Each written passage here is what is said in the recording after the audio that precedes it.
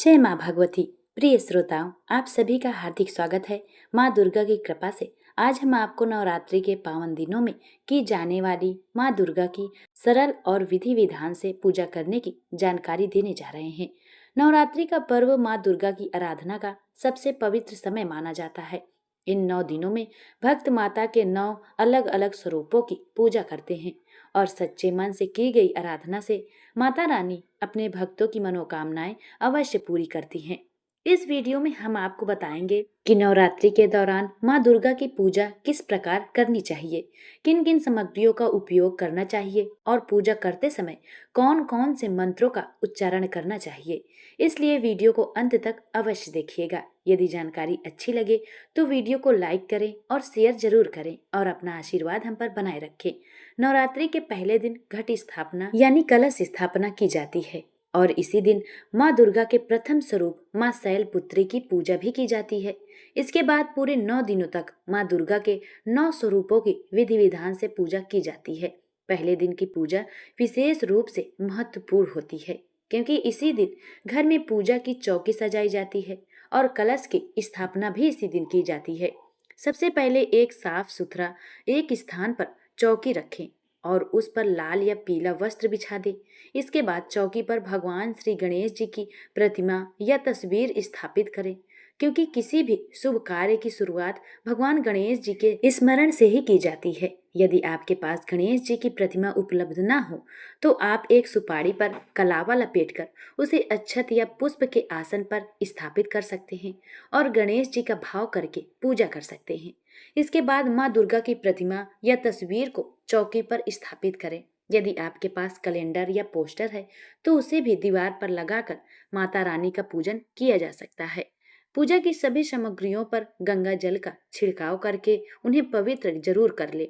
इसके बाद एक दीपक जलाकर चौकी पर रख दे क्योंकि दीपक पूजा की साक्षी माने जाते हैं। पूजा की शुरुआत से लेकर अंत तक दीपक जलता रहना बहुत शुभ माना जाता है। अब कलश स्थापना की तैयारी करें। इसके लिए मिट्टी या धातु का एक स्वच्छ कलश ले, उसके कंठ पर कलावा बांध दे और उस पर स्वास्तिक का एक चिन्ह बना दे। इसके बाद उसमें शुद्ध जल भरें और उसमें थोड़ा सा अक्षत, हल्दी की गांठ, एक सिक्का, पुष्प, इत्र और यदि उपलब्ध हो तो कमलगट्टा या पंचरत्न भी डाल सकते हैं। इसके बाद कलश के मुख पर आम या अशोक के 5 या 7 पत्ते लगाएं और उसके ऊपर एक पात्र में चावल भरकर उस पर नारियल रखें। नारियल को लाल चुनरी में लपेटकर स्थापित करना बहुत शुभ माना जाता है। कलश स्थापना के बाद भगवान गणेश जी को तिलक लगाएं, उन्हें पुष्प अर्पित करें और उनका स्मरण करें। अब माता दुर्गा की पूजा आरंभ करें। सबसे पहले माता का ध्यान करते हुए उनका आवाहन किया जाता है। दोनों हाथ जोड़कर सच्चे मन से माता को स्मरण करें और प्रार्थना करें कि वे इस पूजा को स्वीकार करें और अपने भक्तों पर अपनी कृपा बनाए रखें। इसके बाद माता को आसन अर्पित करें और भावपूर्वक प्रार्थना करें कि माता इस आसन को स्वीकार करें। फिर माता के चरणों को जल अर्पित करते हुए उनका स्मरण करें। इसके बाद आचमन के लिए जल अर्पित करें और फिर स्नान के रूप में जल अर्पित करें। इसके पश्चात माता को वस्त्र अर्पित किए जाते हैं। आप लाल चुनरी या मौली माता को अर्पित कर सकते हैं। इसके बाद माता को आभूषण अर्पित किए जाते हैं। इसमें आप माला, चूड़ी, बिंदी या अन्य श्रृंगार की वस्तुएं अर्पित कर सकते हैं। अब माता को चंदन का तिलक लगाएं और कुमकुम अर्पित करें जो सौभाग्य और मंगल का प्रतीक माना जाता है। इसके बाद माता को काजल, सौभाग्य सूत्र या कलावा अर्पित किया जाता है। फिर माता को सुगंध के रूप में इत्र अर्पित करें और हल्दी तथा अक्षत अर्पित करें। अक्षत का अर्थ होता है कि बिना टूटे हुए चावल, जिन्हें पूजा में बहुत शुभ माना जाता है। इसके बाद माता को पुष्प अर्पित करें और श्रद्धा से प्रार्थना करें। यदि उपलब्ध हो तो बेलपत्र भी माता को अर्पित किए जा सकते हैं। अब माता को धूप दीप अर्पित करें।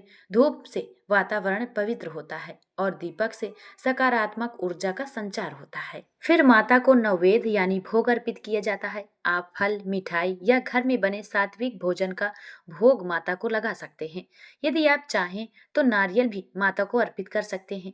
इसके बाद पान, सुपारी और इलायची अर्पित करना भी बहुत शुभ माना जाता है। नवरात्रि में पूजा के अंत में माता रानी को आचमन के लिए पुनः जल अर्पित करें और अपनी श्रद्धा के अनुसार दक्षिणा माता के चरणों में रखें। यदि आपके घर में दुर्गा सप्तशती की पुस्तक हो तो उसका भी इस दिन पूजन अवश्य करें। नवरात्रि के दौरान कन्या पूजन का भी विशेष महत्व माना जाता है। संभव हो तो 9 दिनों में छोटी कन्याओं का पूजन करें, क्योंकि उन्हें माता का स्वरूप ही माना जाता है।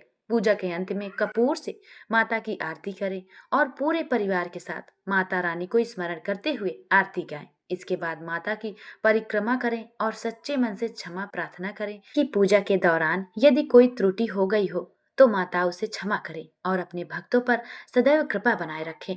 भक्ति में सबसे महत्वपूर्ण भाव होता है। यदि पूजा की किसी सामग्री का अभाव हो तो उसे मन से स्मरण करके भी माता को अर्पित किया जा सकता है। सच्चे मन से की गई पूजा अवश्य फल देती है। नवरात्रि में विशेष मनोकामना की पूर्ति के लिए 9 प्रकार की पत्तियों से भी पूजा की जाती है। इसमें केले का पत्ता, हल्दी का पत्ता, जयंती पत्र, बेल पत्र, अनार पत्र, अशोक पत्र, धान पत्र और अमलतास पत्र शामिल माने जाते हैं। यदि सभी पत्तियां उपलब्ध न हो तो जितनी भी पत्तियां मिल जाएं, उन्हें श्रद्धा से माता को अर्पित किया जाना चाहिए। पूजा के बाद इन पत्तों को नवरात्रि समाप्त होने पर किसी बहते जल में प्रवाहित कर देना चाहिए। आशा है कि माँ दुर्गा की पूजा विधि से जुड़ी यह जानकारी आपको बहुत पसंद आई होगी। यदि आपको यह जानकारी अच्छी लगी हो तो वीडियो को लाइक करें, अपने परिवार और मित्रों के साथ शेयर करें और कमेंट में जरूर लिखें जय माता दी। माता रानी की कृपा आप पर और आपके समस्त परिवारजनों पर हमेशा बनी रहे। जय माता शेरा वाली।